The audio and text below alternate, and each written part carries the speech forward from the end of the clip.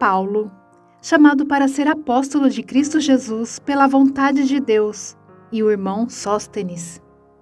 A Igreja de Deus, que está em Corinto, aos santificados em Cristo Jesus e chamados para serem santos, juntamente com todos os que em toda parte invocam o nome do nosso Senhor Jesus Cristo, Senhor deles e nosso. A vocês, graça e paz da parte de Deus nosso Pai e do Senhor Jesus Cristo. A gratidão de Paulo.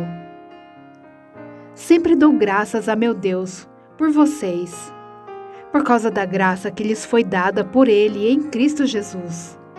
Pois nele vocês foram enriquecidos em tudo, isto é, em toda palavra e em todo conhecimento, porque o testemunho de Cristo foi confirmado entre vocês, de modo que não lhes falta nenhum dom espiritual, enquanto vocês esperam que o nosso Senhor Jesus Cristo seja revelado.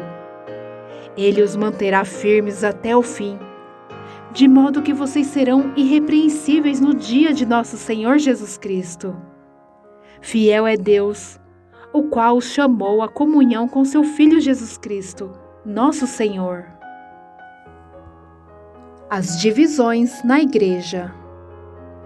Irmãos, em nome de nosso Senhor Jesus Cristo, suplico a todos vocês que concordem um com os outros no que falam, para que não haja divisões entre vocês. Antes, que todos estejam unidos num só pensamento e num só parecer. Meus irmãos, fui informado por alguns da casa de Cloe de que há divisões entre vocês. Com isso, quero dizer que algum de vocês afirma: eu sou de Paulo, ou eu sou de Apolo, ou eu sou de Pedro, ou ainda, eu sou de Cristo. Acaso Cristo está dividido? Foi Paulo crucificado em favor de vocês? Foram vocês batizados em nome de Paulo? Dou graças a Deus por não ter batizado nenhum de vocês, exceto Crispo e Gaio, de modo que ninguém pode dizer que foi batizado em meu nome. Batizei também os da casa de Estéfanas. Além destes, não me lembro se batizei alguém mais. Pois Cristo não me enviou para batizar, mas para pregar o Evangelho, não porém com palavras de sabedoria humana, para que a cruz de Cristo não seja esvaziada. Cristo, sabedoria e poder de Deus. Pois a mensagem da cruz é loucura para os que estão perecendo, mas para nós que estamos sendo salvos é o poder de Deus, pois está escrito: destruirei a sabedoria dos sábios e rejeitarei a inteligência dos inteligentes. Onde está o sábio? Onde está o erudito? Onde está o questionador desta era? Acaso não tornou Deus louca a sabedoria deste mundo? Visto que na sabedoria de Deus, o mundo não o conheceu por meio da sabedoria humana, agradou a Deus salvar aqueles que creem por meio da loucura da pregação. Os judeus pedem sinais milagrosos, e os gregos procuram sabedoria. Nós, porém, pregamos a Cristo crucificado, o qual, de fato, é escândalo para os judeus e loucura para os gentios. Mas para os que foram chamados, tanto judeus como gregos, Cristo é o poder de Deus e a sabedoria de Deus. Porque a loucura de Deus é mais sábia que a sabedoria humana, e a fraqueza de Deus é mais forte que a força do homem. Irmãos, pensem no que vocês eram quando foram chamados. Poucos eram sábios segundo os padrões humanos. Poucos eram poderosos. Poucos eram de nobre nascimento. Mas Deus escolheu o que para o mundo é loucura, para envergonhar os sábios. E escolheu o que para o mundo é fraqueza, para envergonhar o que é forte. Ele escolheu o que para o mundo é insignificante, desprezado e que nada é, para reduzir a nada o que é, a fim de que ninguém se vanglorie diante dele. É, porém, por iniciativa dele que vocês estão em Cristo Jesus, o qual se tornou sabedoria de Deus para nós, isto é, justiça, santidade e redenção. Para que, como está escrito, quem se gloriar, glorie-se no Senhor. Eu mesmo, irmãos, quando estive entre vocês, não fui com discurso eloquente, nem com muita sabedoria, para lhes proclamar o mistério de Deus, pois decidi nada saber entre vocês, a não ser Jesus Cristo, e este crucificado. E foi com fraqueza, temor e com muito tremor que estive entre vocês. Minha mensagem e a minha pregação não consistiram em palavras persuasivas de sabedoria, mas consistiram em demonstração do poder do Espírito, para que a fé que vocês têm não se baseasse na sabedoria humana, mas no poder de Deus. A sabedoria procedente do Espírito. Entretanto, falamos de sabedoria entre os que já têm maturidade, mas não da sabedoria desta era ou dos poderosos desta era, que estão sendo reduzidos a nada. Ao contrário, falamos da sabedoria de Deus, do mistério que estava oculto, o qual Deus preordenou antes do princípio das eras, para nossa glória. Nenhum dos poderosos desta era o entendeu, pois, se os tivessem entendido, não teriam crucificado o Senhor da glória. Todavia, como está escrito, olho nenhum viu, ouvido nenhum ouviu, mente nenhuma imaginou o que Deus preparou para aqueles que o amam. Mas Deus o revelou a nós por meio do Espírito. O Espírito sonda todas as coisas, até mesmo as coisas mais profundas de Deus. Pois quem conhece os pensamentos do homem, a não ser o espírito do homem que nele está? Da mesma forma, ninguém conhece os pensamentos de Deus, a não ser o Espírito de Deus. Nós, porém, não recebemos o Espírito do mundo, mas o Espírito procedente de Deus, para que entendamos as coisas que Deus nos tem dado gratuitamente. Delas também falamos, não com palavras ensinadas pela sabedoria humana, mas com palavras ensinadas pelo Espírito, interpretando verdades espirituais para os que são espirituais. Quem não tem o Espírito não aceita as coisas que vêm do Espírito de Deus, pois lhes são loucura e não é capaz de entendê-las, porque elas são discernidas espiritualmente. Mas quem é espiritual discerne todas as coisas, e ele mesmo por ninguém é discernido. Pois, quem conheceu a mente do Senhor, para que possa instruí-lo? Nós, porém, temos a mente de Cristo. As divisões na igreja. Irmãos, não lhes pude falar como a espirituais, mas como a carnais, como a crianças em Cristo. Dei-lhes leite e não alimento sólido, pois vocês não estavam em condições de recebê-lo. De fato, vocês ainda não estão em condições, porque ainda são carnais. Porque visto que há inveja e divisão entre vocês, não estão sendo carnais e agindo como mundanos? Pois, quando alguém diz, eu sou de Paulo, e outro, eu sou de Apolo, não estão sendo mundanos? Afinal de contas, quem é Apolo?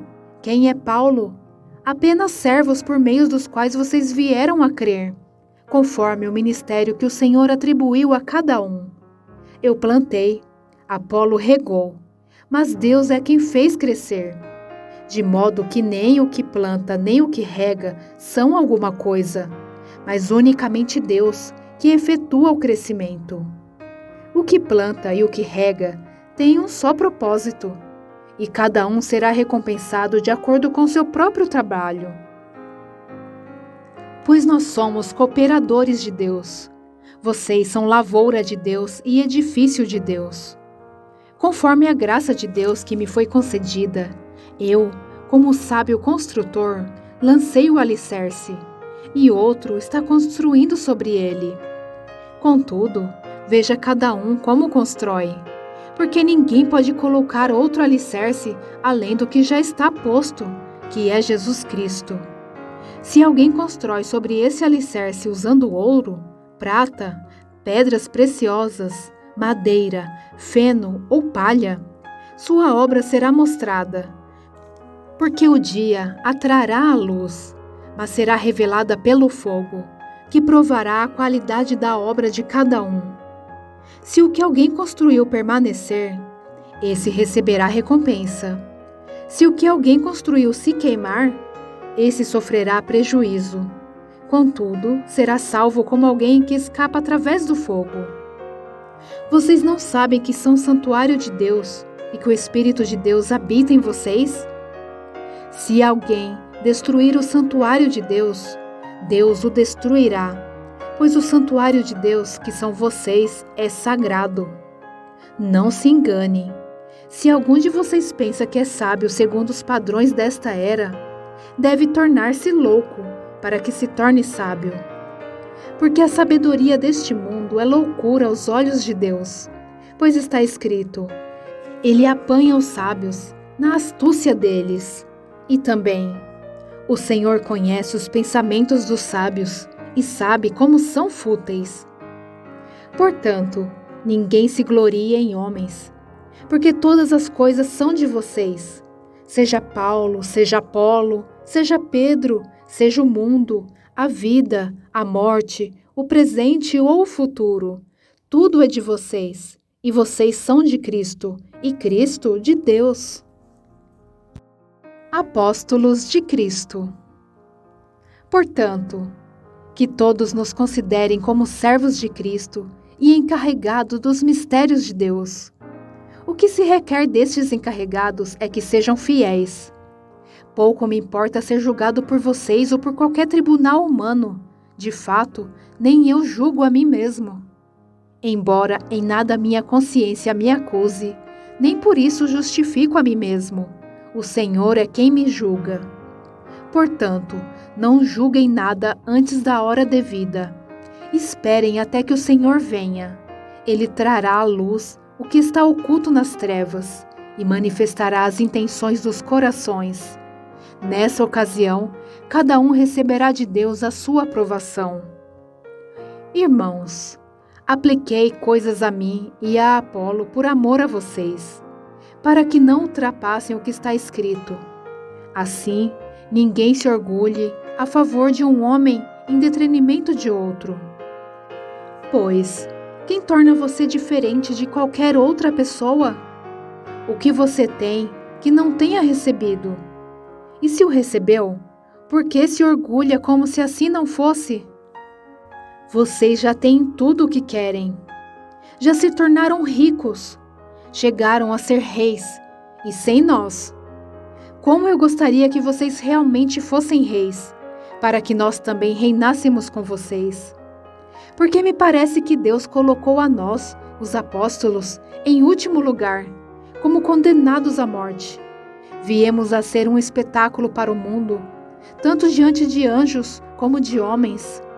Nós somos loucos por causa de Cristo, mas vocês são sensatos em Cristo. Nós somos fracos, mas vocês são fortes. Vocês são respeitados, mas nós somos desprezados. Até agora, estamos passando fome, sede e necessidade de roupas. Estamos sendo tratados brutalmente. Não temos residência certa e trabalhamos arduamente com nossas próprias mãos. Quando somos amaldiçoados, abençoamos. Quando perseguidos, suportamos. Quando caluniados, respondemos amavelmente. Até agora, nos tornamos a escória da terra, o lixo do mundo. Não estou tentando envergonhá-los ao escrever estas coisas, mas procuro adverti-los, como a meus filhos amados. Embora possam ter 10.000 tutores em Cristo, vocês não têm muitos pais, pois em Cristo Jesus eu mesmo os gerei por meio do Evangelho. Portanto, suplico-lhes que sejam meus imitadores.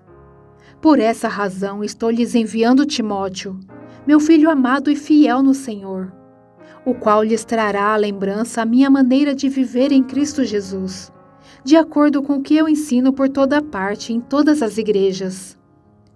Alguns de vocês se tornaram arrogantes, como se eu não fosse mais visitá-los. Mas irei muito em breve, se o Senhor permitir. Então saberei não apenas o que estão falando esses arrogantes, mas que poder eles têm. Pois o reino de Deus não consiste em palavras, mas em poder. Que é que vocês querem? Devo ir a vocês com vara ou com amor e espírito de mansidão? Imoralidade na igreja. Por toda parte se ouve que há imoralidade entre vocês. Imoralidade que não ocorre nem entre os pagãos, ao ponto de um de vocês possuir a mulher de seu pai. E vocês estão orgulhosos? Não deviam, porém, estar cheios de tristeza e expulsar da comunhão aquele que fez isso. Apesar de eu não estar presente fisicamente, estou com vocês em espírito, e já condenei aquele que fez isso, como se estivesse presente.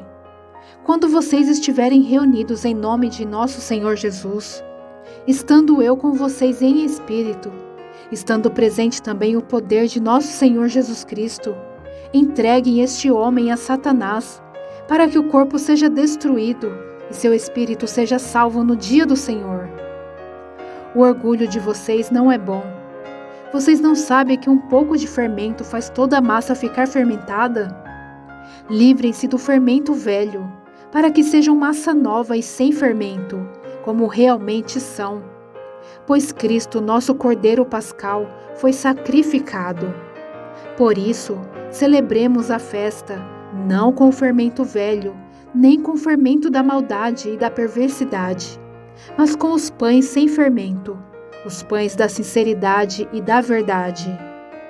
Já lhes disse por carta que vocês não devem associar-se com pessoas imorais. Com isso não me refiro aos imorais deste mundo, nem aos avarentos, aos ladrões ou aos idólatras. Se assim fosse, vocês precisariam sair desse mundo. Mas agora estou lhe escrevendo que não devem associar-se com qualquer que, dizendo-se irmão, seja imoral, avarento, idólatra, caluniador, alcoólatra ou ladrão. Como tais pessoas vocês nem devem comer. Pois, como haveria eu de julgar os de fora da igreja? Não devem vocês julgar os que estão dentro? Deus julgará os de fora. Expulsem esse perverso do meio de vocês. Se algum de vocês tem queixa contra outro irmão, como ousa apresentar a causa para ser julgada pelos ímpios, em vez de levá-la aos santos? Vocês não sabem que os santos hão de julgar o mundo? Se vocês hão de julgar o mundo, acaso não são capazes de julgar as causas de menor importância? Vocês não sabem que haveremos de julgar os anjos? Quanto mais as coisas desta vida. Portanto, se vocês têm questões relativas às coisas desta vida, designem para juízes os que são da igreja, mesmo que sejam os menos importantes. Digo isso para envergonhá-los. Acaso não há entre vocês alguém suficientemente sábio para julgar uma causa entre irmãos?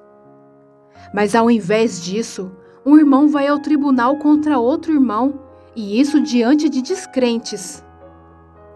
O fato de haver litígios entre vocês já significa uma completa derrota. Por que não preferem sofrer a injustiça? Por que não preferem sofrer o prejuízo?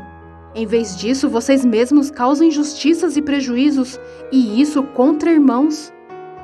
Vocês não sabem que os perversos não herdarão o reino de Deus? Não se deixem enganar. Nem imorais, nem idólatras, nem adúlteros, nem homossexuais passivos ou ativos, nem ladrões, nem avarentos, nem alcoólatras, nem caluniadores, nem trapaceiros herdarão o reino de Deus. Assim foram alguns de vocês. Mas vocês foram lavados, foram santificados, foram justificados no nome do Senhor Jesus Cristo e no Espírito de nosso Deus. O perigo da imoralidade. Tudo me é permitido, mas nem tudo convém. Tudo me é permitido, mas eu não deixarei que nada me domine. Os alimentos foram feitos para o estômago, e o estômago para os alimentos. Mas Deus destruirá ambos. O corpo, porém, não é para a imoralidade, mas para o Senhor, e o Senhor para o corpo. Por seu poder, Deus ressuscitou o Senhor e também nos ressuscitará. Vocês não sabem que os seus corpos são membros de Cristo? Tomarei eu os membros de Cristo e os unirei a uma prostituta? De maneira nenhuma. Vocês não sabem que aquele que se une a uma prostituta é um corpo com ela? Pois, como está escrito, os dois serão uma só carne. Mas aquele que se une ao Senhor é um espírito com ele. Fujam da imoralidade sexual.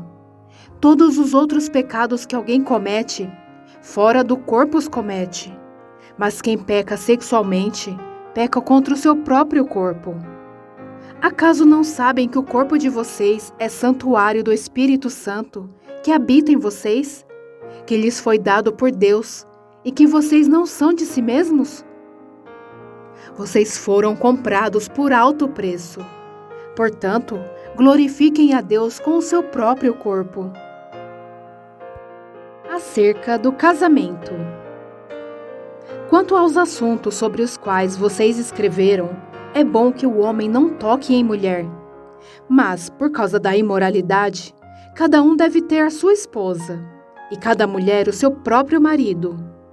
O marido deve cumprir os seus deveres conjugais para com a sua mulher, e da mesma forma a mulher para com o seu marido.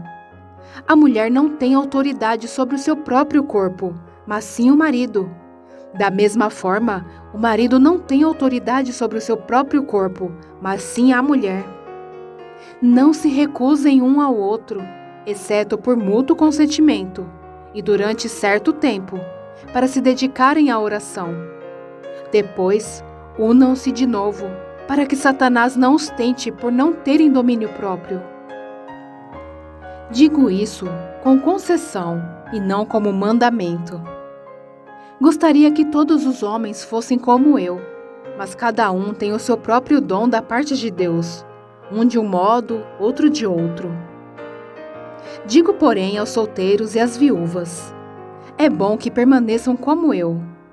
Mas, se não conseguem controlar-se, devem casar-se, pois é melhor casar-se do que ficar ardendo de desejo. Aos casados dou este mandamento, não eu, mas o Senhor: que a esposa não se separe do seu marido.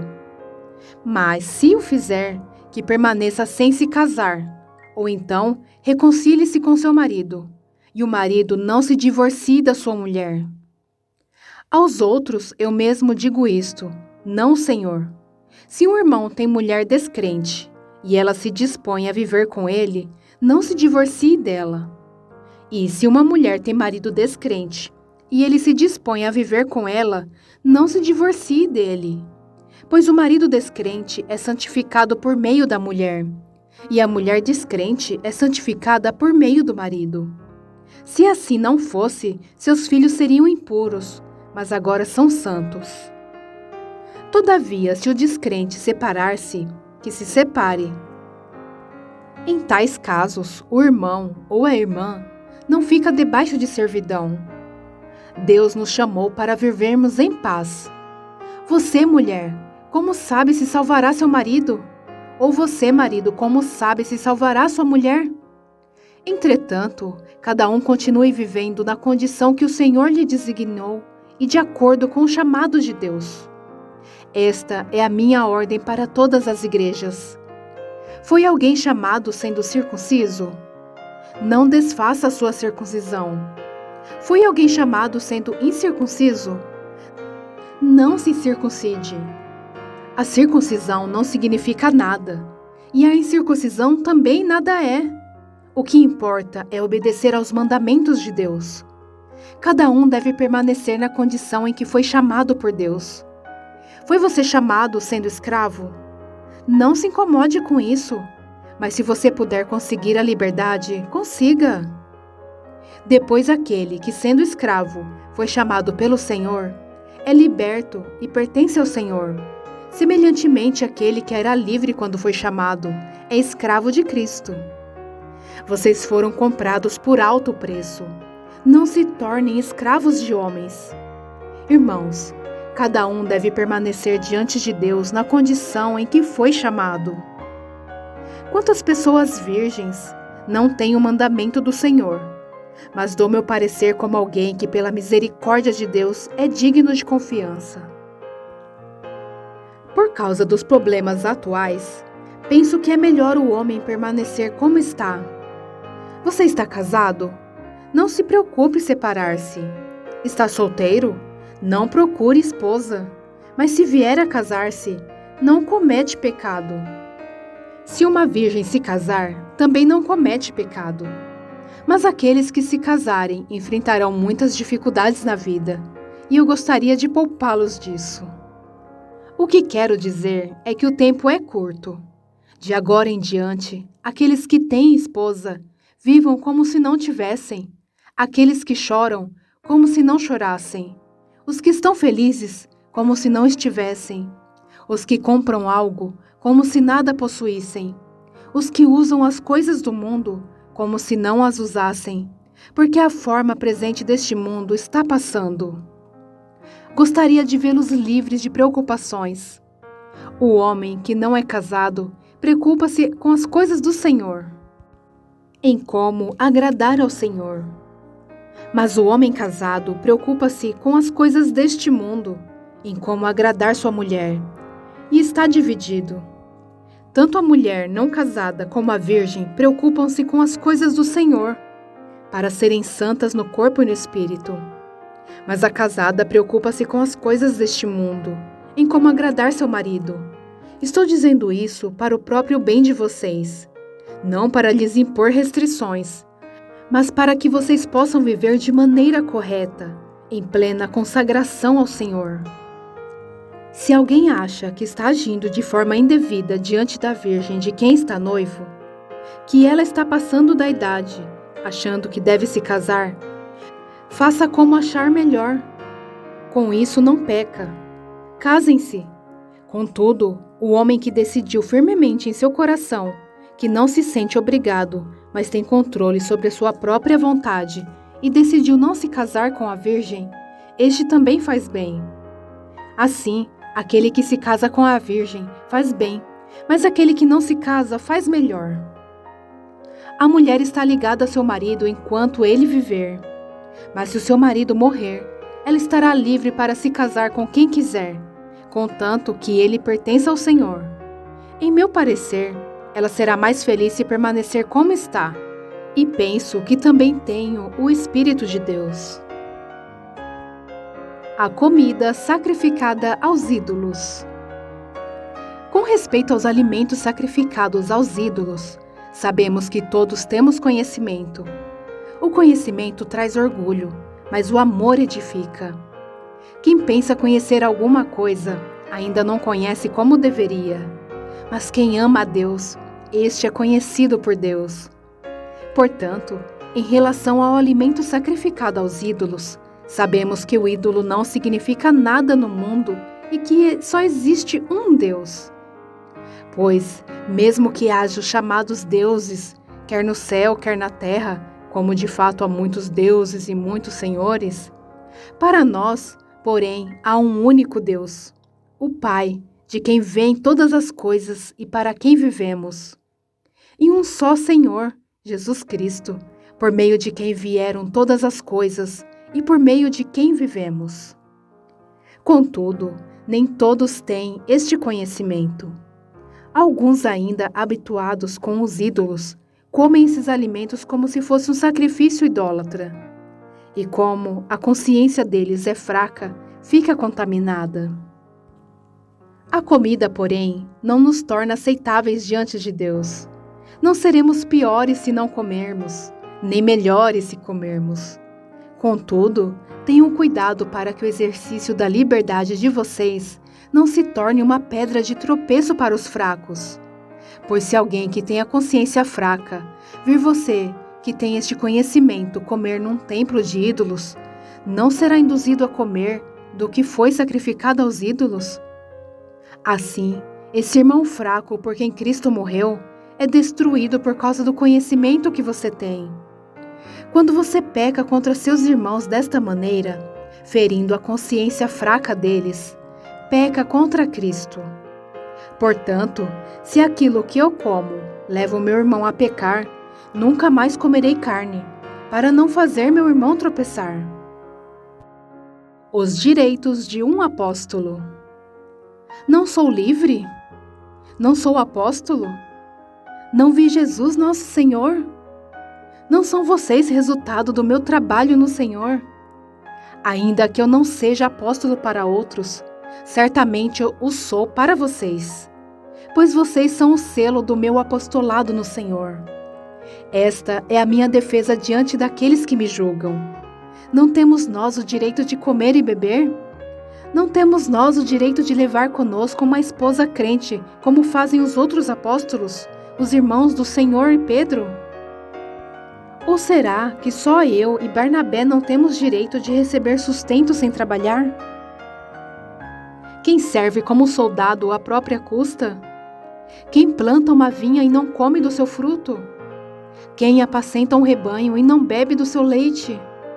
Não digo isso do ponto de vista meramente humano. A lei não diz a mesma coisa? Pois está escrito na lei de Moisés: não amordace o boi enquanto ele estiver debulhando o cereal. Por acaso é com bois que Deus está preocupado? Não é certamente por nossa causa que ele o diz? Sim, isso foi escrito em nosso favor. Porque o lavrador, quando ara, e o debulhador, quando debulha, devem fazê-lo na esperança de participar da colheita. Se entre vocês semeamos coisas espirituais, seria demais colhermos de vocês coisas materiais? Se outros têm direito de ser sustentados por vocês, não o temos nós ainda mais? Mas nós nunca usamos desse direito. Ao contrário, suportamos tudo para não colocar obstáculo algum ao Evangelho de Cristo. Vocês não sabem que aqueles que trabalham no templo alimentam-se das coisas do templo? E os que servem diante do altar participam do que é oferecido no altar? Da mesma forma, o Senhor ordenou àqueles que pregam o Evangelho, que vivam do Evangelho. Mas eu não tenho usado de nenhum desses direitos. Não estou escrevendo na esperança de que vocês façam isso por mim. Prefiro morrer a permitir que alguém me prive deste meu orgulho. Contudo, quando prego o Evangelho, não posso me orgulhar, pois me é imposta a necessidade de pregar. Ai de mim se não pregar o Evangelho. Porque se prego de livre vontade, tenho recompensa. Contudo, como prego por obrigação, estou simplesmente cumprindo uma incumbência a mim confiada. Qual é, pois, a minha recompensa? Apenas esta, que pregando o Evangelho, eu o apresente gratuitamente, não usando, assim, dos meus direitos ao pregá-lo. Porque, embora seja livre de todos, fiz-me escravo de todos, para ganhar o maior número possível de pessoas. Tornei-me judeu para os judeus, a fim de ganhar os judeus. Para os que estão debaixo da lei, tornei-me como se estivesse sujeito à lei, embora eu mesmo não esteja debaixo da lei, a fim de ganhar os que estão debaixo da lei. Para os que estão sem lei, tornei-me como sem lei, embora não esteja livre da lei de Deus, e sim sob a lei de Cristo, a fim de ganhar os que não têm a lei. Para com os fracos, tornei-me fraco, para ganhar os fracos. Tornei-me tudo para com todos, para de alguma forma salvar alguns. Faço tudo isso por causa do Evangelho, para ser coparticipante dele. Vocês não sabem que de todos os que correm no estádio, apenas um ganha o prêmio? Corram de tal modo que alcancem o prêmio. Todos os que competem nos jogos se submetem a um treinamento rigoroso para obter uma coroa que logo perece, mas nós o fazemos para ganhar uma coroa que dura para sempre. Sendo assim, não corro como quem corre sem alvo, e não luto como quem esmurra o ar, mas esmurro o meu corpo e faço dele meu escravo, para que depois de ter pregado aos outros, eu mesmo não venha a ser reprovado. Exemplos da história de Israel. Porque não quero, irmãos, que vocês ignorem o fato de que todos os nossos antepassados estiveram sobre a nuvem e todos passaram pelo mar. E Moisés, todos eles foram batizados na nuvem e no mar. Todos comeram do mesmo alimento espiritual e beberam da mesma bebida espiritual, pois bebiam da rocha espiritual que os acompanhava, e essa rocha era Cristo. Contudo, Deus não se agradou da maioria deles, por isso seus corpos ficaram espalhados no deserto. Essas coisas ocorreram como exemplos para nós, para que não cobicemos coisas más, como eles fizeram. Não sejam idólatras como alguns deles foram, conforme está escrito: o povo se assentou para comer e beber, e levantou-se para se entregar à farra. Não pratiquemos imoralidade, como alguns deles fizeram, e num só dia morreram 23.000. Não devemos pôr o Senhor à prova, como alguns deles fizeram, e foram mortos por serpentes. E não se queixem, como alguns deles se queixaram, e foram mortos pelo anjo destruidor. Essas coisas aconteceram a eles como exemplos, e foram escritas como advertência para nós, sobre quem tem chegado o fim dos tempos. Assim, aquele que julga estar firme, cuide-se para que não caia. Não sobreveio a vocês tentação que não fosse comum aos homens. E Deus é fiel. Ele não permitirá que vocês sejam tentados além do que podem suportar. Mas, quando forem tentados, Ele mesmo lhes providenciará um escape, para que o possam suportar. As festas idólatras e a ceia do Senhor. Por isso, meus amados irmãos, fujam da idolatria. Estou falando a pessoas sensatas. Julguem vocês mesmos o que estou dizendo. Não é verdade que o cálice da bênção que abençoamos é uma participação no sangue de Cristo e que o pão que partimos é uma participação no corpo de Cristo?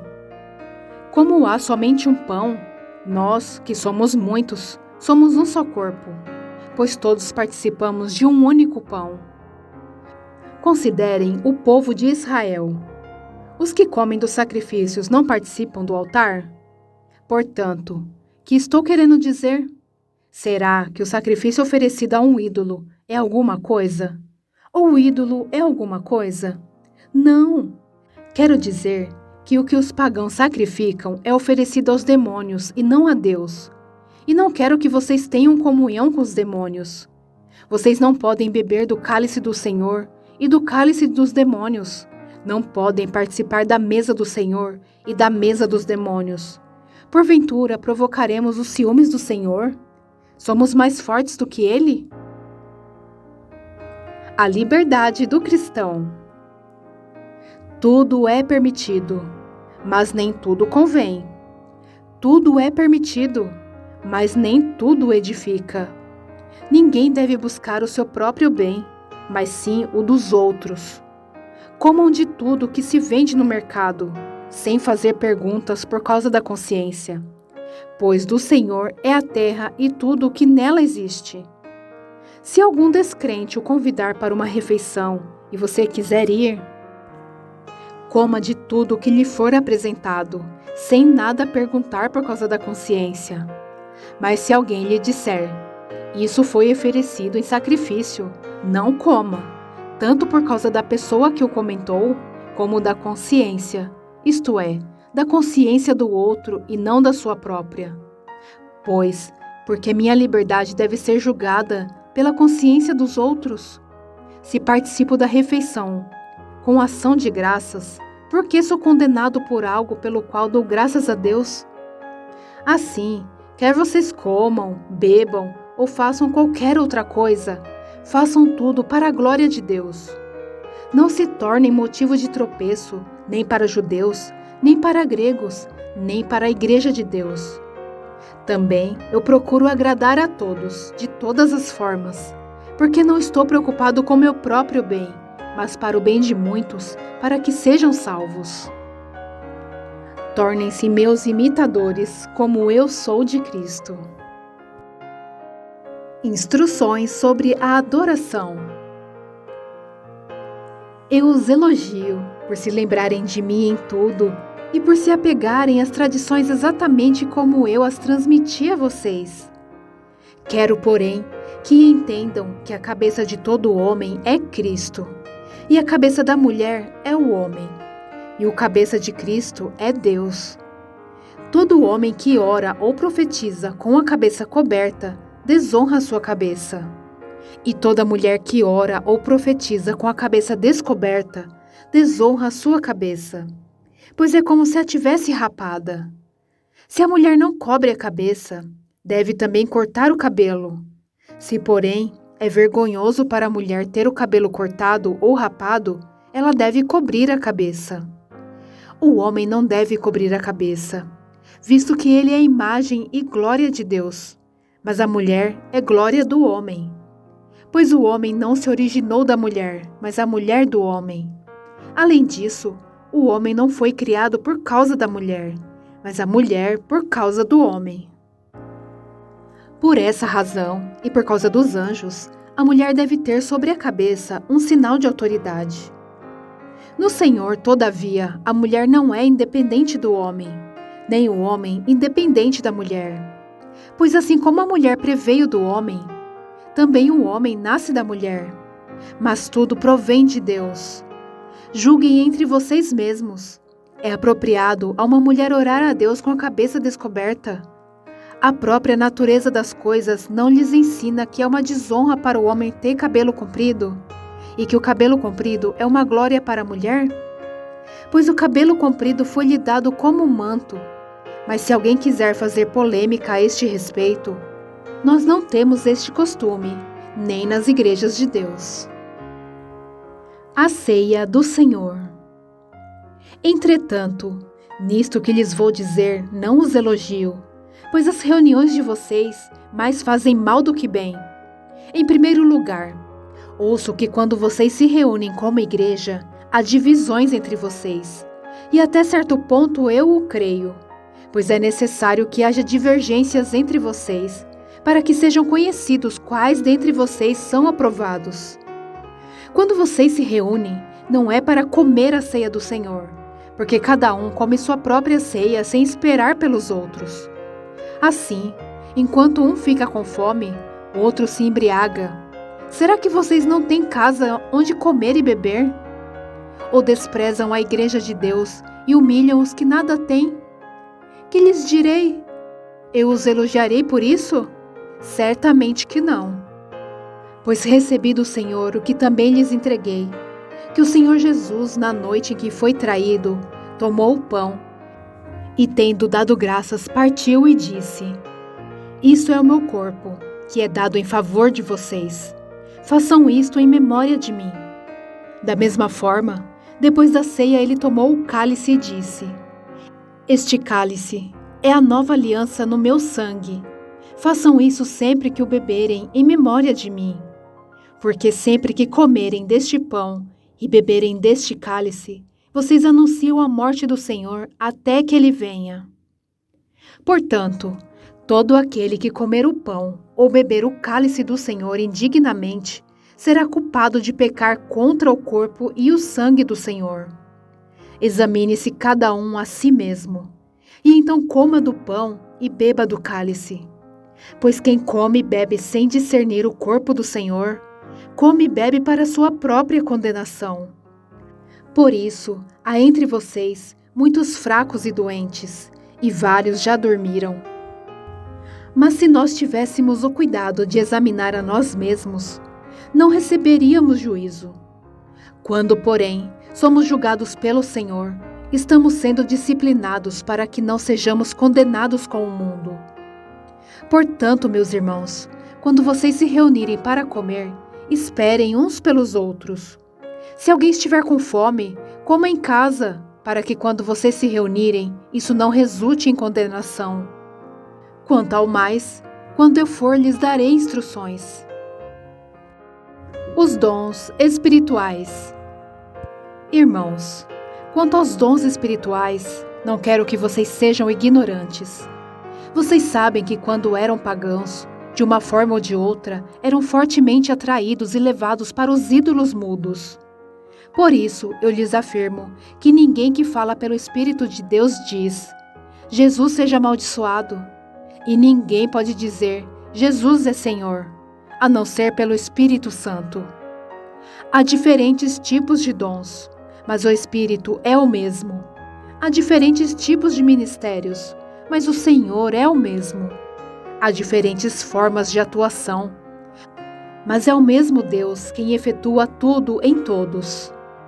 A cada um, porém, é dada a manifestação do Espírito visando ao bem comum.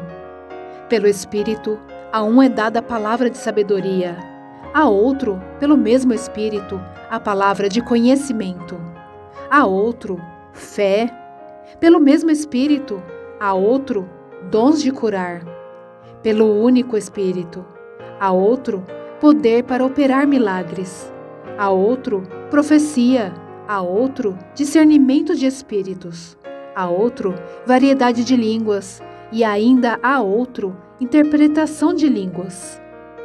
Todas essas coisas, porém, são realizadas pelo mesmo e único Espírito, e ele as distribui individualmente, a cada um, como quer.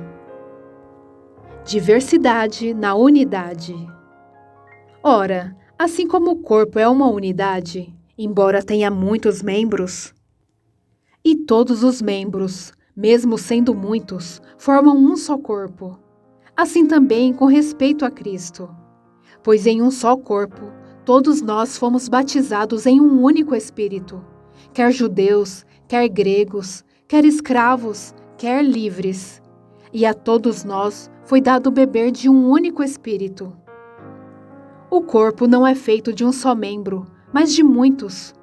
Se o pé disser: porque não sou mão, não pertenço ao corpo, nem por isso deixa de fazer parte do corpo. E se o ouvido disser: porque não sou olho, não pertenço ao corpo, nem por isso deixa de fazer parte do corpo. Se todo o corpo fosse olho, onde estaria a audição?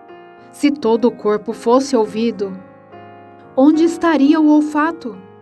De fato, Deus dispôs cada um dos membros no corpo, segundo a sua vontade.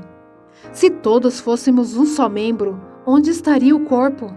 Assim, há muitos membros, mas um só corpo. O olho não pode dizer à mão: não preciso de você. Nem a cabeça pode dizer aos pés: não preciso de vocês. Ao contrário, os membros do corpo que parecem mais fracos são indispensáveis. E os membros que pensamos serem menos honrosos, tratamos com especial honra. E os membros que em nós são indecorosos, são tratados com decoro especial. Enquanto os que em nós são decorosos não precisam ser tratados de maneira especial. Mas Deus estruturou o corpo dando maior honra aos membros que dela tinham falta, a fim de que não haja divisão no corpo, mas sim que todos os membros tenham igual cuidado uns pelos outros.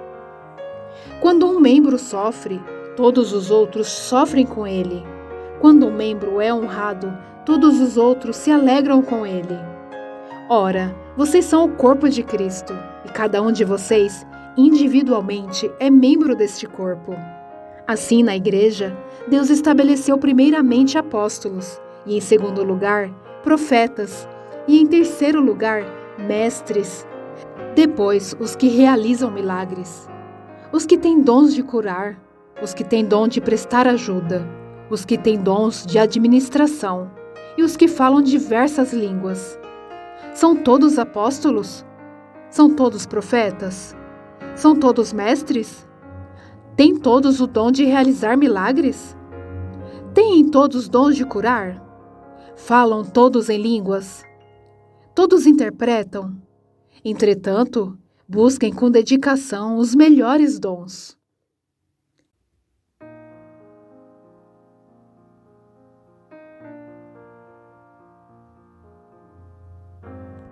o amor. Passo agora a mostrar-lhes um caminho ainda mais excelente. Ainda que eu falasse as línguas dos homens e dos anjos, se não tiver amor, serei como um sino que ressoa, ou como prato que retine.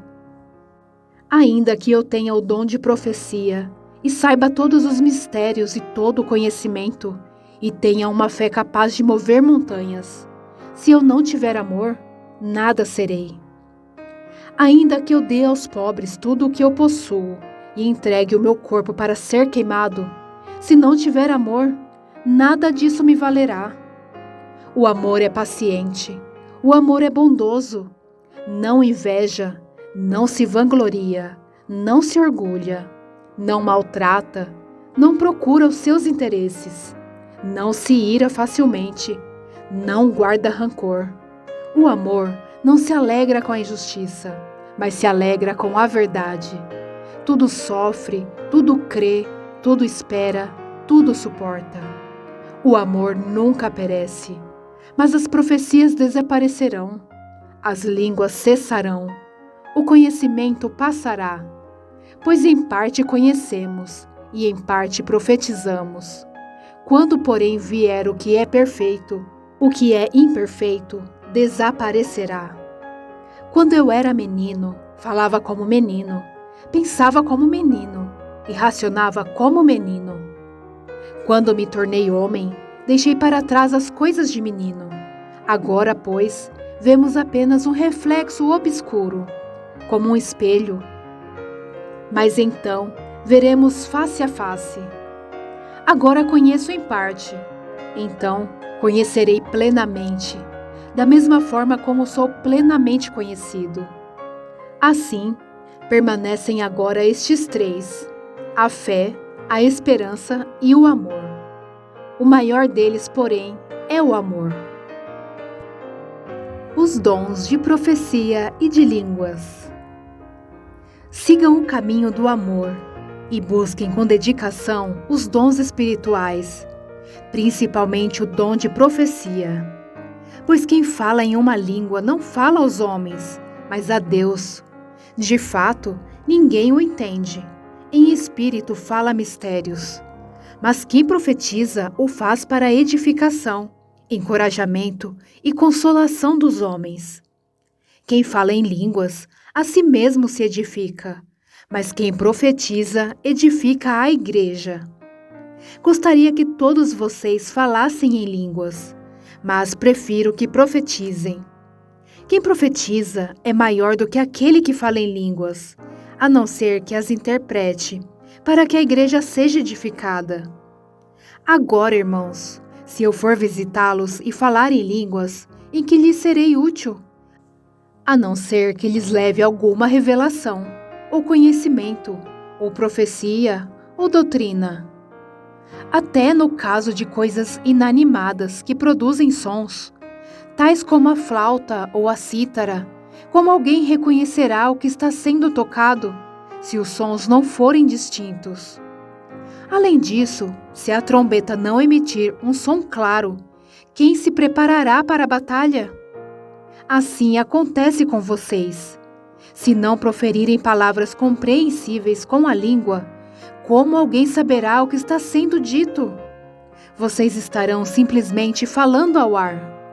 Sem dúvida, há diversos idiomas no mundo. Todavia, nenhum deles é sem sentido.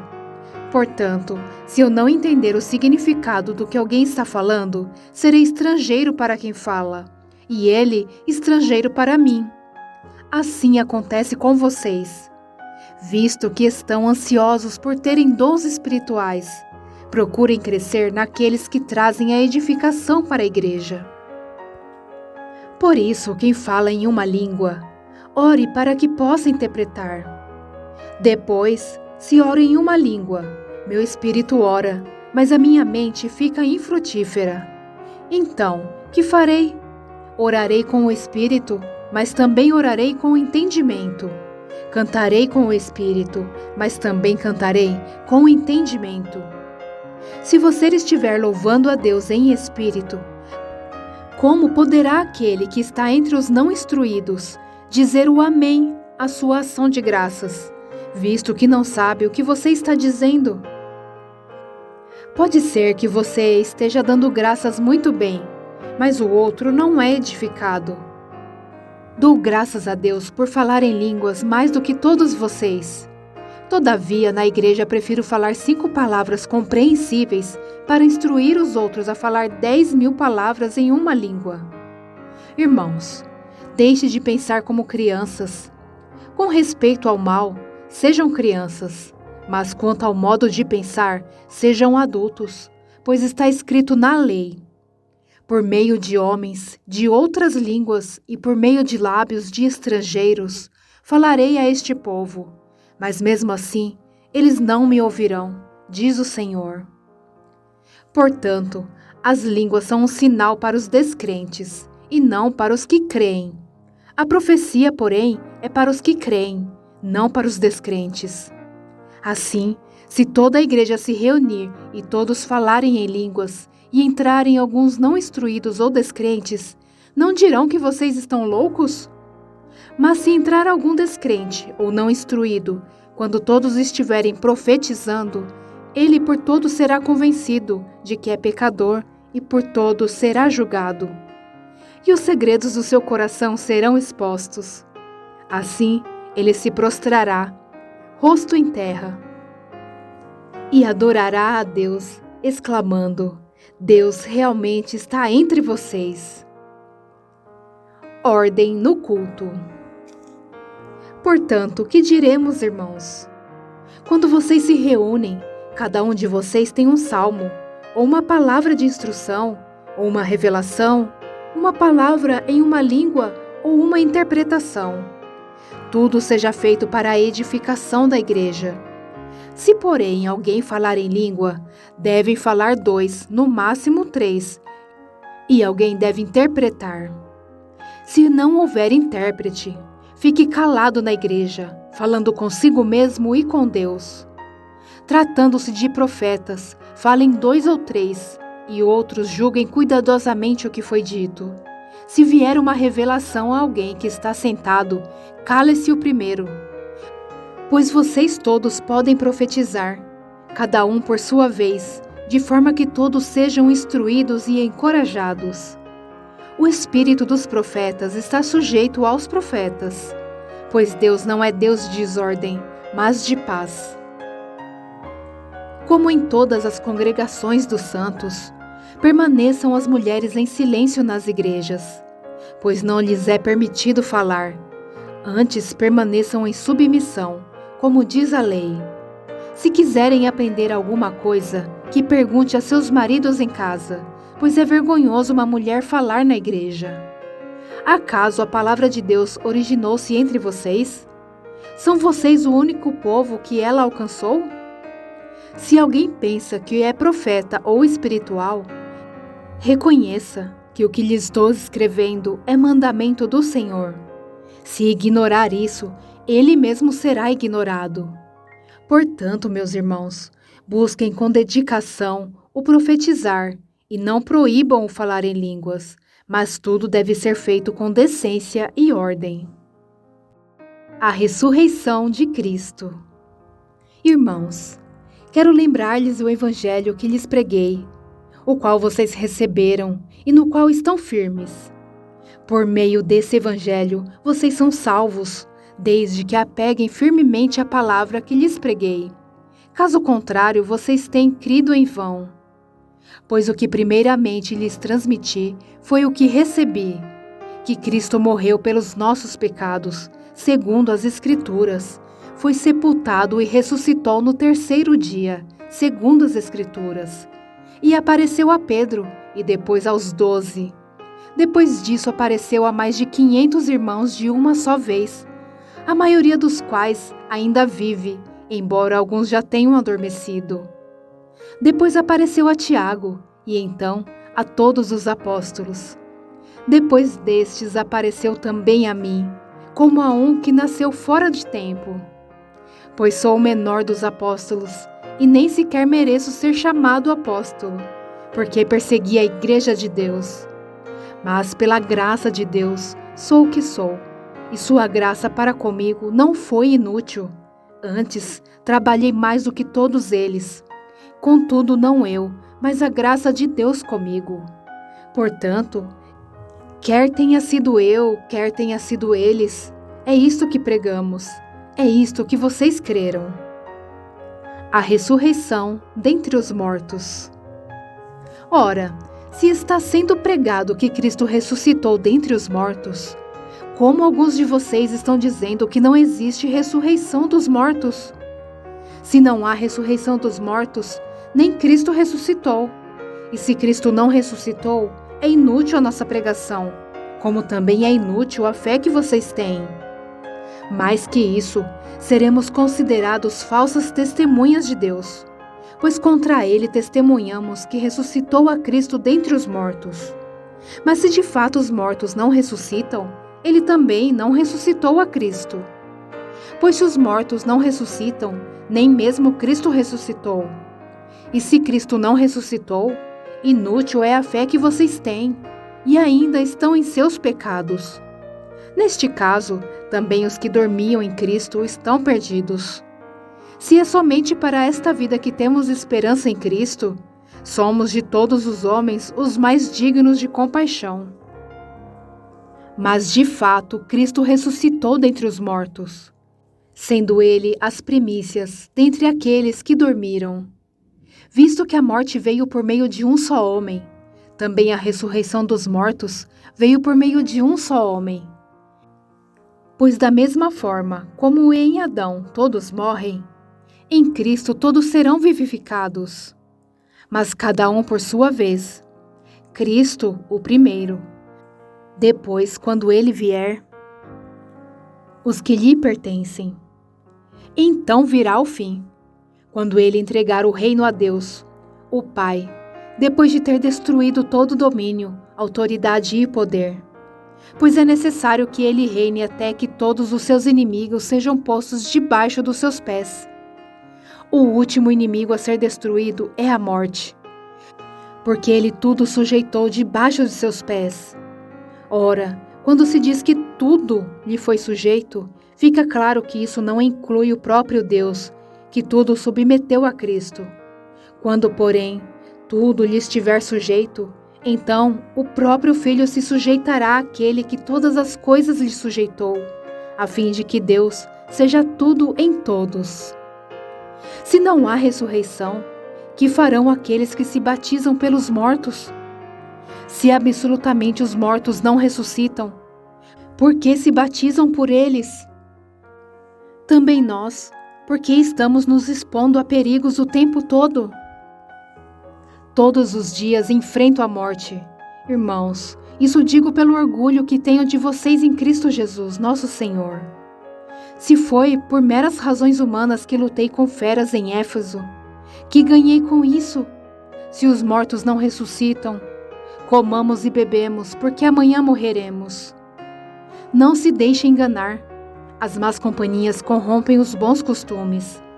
Como justos, recuperem o bom senso e parem de pecar, pois alguns há que não têm conhecimento de Deus. Digo isso para a vergonha de vocês. O corpo da ressurreição. Mas alguém pode perguntar: como ressuscitam os mortos? Com que espécie de corpo virão? Insensato! O que você semeia não nasce a não ser que morra. Quando você semeia, não semeia o corpo que virá a ser, mas apenas uma simples semente, como de trigo ou de alguma outra coisa. Mas Deus lhe dá um corpo, como determinou, e a cada espécie de semente dá o seu corpo apropriado. Nem toda a carne é a mesma. Os homens têm uma espécie de carne, os animais têm outra, as aves outra e os peixes outra. Há corpos celestes e há também corpos terrestres, mas o esplendor dos corpos celestes é um, e dos corpos terrenos é outro. Um é o esplendor do sol, outro o da lua e o outro das estrelas, e as estrelas diferem um esplendor umas das outras. Assim será com a ressurreição dos mortos. O corpo que é semeado é perecível, e ressuscita imperecível. É semeado em desonra e ressuscita em glória. É semeado em fraqueza e ressuscita em poder. É semeado um corpo natural e ressuscita um corpo espiritual. Se há corpo natural, há também corpo espiritual. Assim está escrito: o primeiro homem, Adão, tornou-se um ser vivente. O último Adão, espírito vivificante. Não foi o espiritual que veio antes, mas o natural. Depois dele, o espiritual. O primeiro homem era do pó da terra, o segundo homem, dos céus. Os que são da terra são semelhantes ao homem terreno, os que são dos céus, ao homem celestial. Assim como tivemos a imagem do homem terreno, teremos também a imagem do homem celestial. Irmãos, eu lhes declaro que carne e sangue não podem herdar o reino de Deus, nem o que é perecível pode herdar o imperecível. Eis que eu lhes digo um mistério: nem todos dormiremos, mas todos seremos transformados. Num momento, num abrir e fechar de olhos, ao som da última trombeta. Pois a trombeta soará, os mortos ressuscitarão incorruptíveis, e nós seremos transformados. Pois é necessário que aquilo que é corruptível se revista de incorruptibilidade, e aquilo que é mortal se revista de imortalidade. Quando, porém, o que é corruptível se revestir de incorruptibilidade, e o que é mortal de imortalidade, então se cumprirá a palavra que está escrita: a morte foi destruída pela vitória. Onde está, ó morte, a sua vitória? Onde está, ó morte, o seu aguilhão? O aguilhão da morte é o pecado, e a força do pecado é a lei. Mas graças a Deus, que nos dá a vitória por meio de nosso Senhor Jesus Cristo. Portanto, meus amados irmãos, mantenham-se firmes e que nada os abale. Sejam sempre dedicados à obra do Senhor, pois vocês sabem que no Senhor o trabalho de vocês não será inútil. A coleta para o povo de Deus. Quanto à coleta para o povo de Deus, façam como ordenei às igrejas da Galácia. No primeiro dia da semana, cada um de vocês separe uma quantia, de acordo com a sua renda, reservando-a para que não seja preciso fazer coletas quando eu chegar. Então, quando eu chegar, entregarei cartas de recomendação aos homens que vocês aprovarem e os mandarei para Jerusalém com a oferta de vocês. Se me parecer conveniente ir também, eles me acompanharão. Pedidos pessoais. Depois de passar pela Macedônia, irei visitá-los, já que passarei por lá. Talvez eu permaneça com vocês durante algum tempo, ou até mesmo passe o inverno com vocês, para que me ajudem na viagem aonde quer que eu vá. Desta vez, não quero apenas vê-los e fazer uma visita de passagem. Espero ficar algum tempo com vocês, se o Senhor permitir. Mas permanecerei em Éfeso até o Pentecoste, porque se abriu para mim uma porta ampla e promissora, e há muitos adversários. Se Timóteo for, tomem providências para que ele não tenha nada que temer enquanto estiver com vocês, pois ele trabalha na obra do Senhor, assim como eu. Portanto, ninguém o despreze. Ajudem-no a prosseguir viagem em paz, para que ele possa voltar a mim. Eu o estou esperando com os irmãos. Quanto ao irmão Apolo, insisti que fosse com os irmãos visitar vocês. Ele não quis de modo nenhum ir agora, mas irá quando tiver boa oportunidade. Estejam vigilantes, mantenham-se firmes na fé, sejam homens de coragem, sejam fortes, façam tudo com amor. Vocês sabem que os da casa de Estéfanas foram o primeiro fruto da Acaia e que eles têm se dedicado ao serviço dos santos. Recomendo-lhes, irmãos, que se submetam a pessoas como eles e a todos que os cooperaram e trabalharam conosco. Alegrei-me com a vinda de Estéfanas, Fortunato e Acaico. porque eles supriram o que estava faltando da parte de vocês. Eles trouxeram alívio ao meu espírito e ao de vocês também. Valorizem homens como estes. Saudações finais. As igrejas da província da Ásia enviam-lhe saudações. Áquila e Priscila o saúdam afetuosamente no Senhor, e também a igreja que se reúne na casa deles. Todos os irmãos daqui lhes enviam saudações. Saúdem uns aos outros com beijo santo. Eu, Paulo, escrevi esta saudação de próprio punho. Se alguém não ama o Senhor, seja amaldiçoado. Vem, Senhor. A graça do Senhor Jesus seja com vocês. Recebam o amor que tenho por todos vocês em Cristo Jesus. Amém.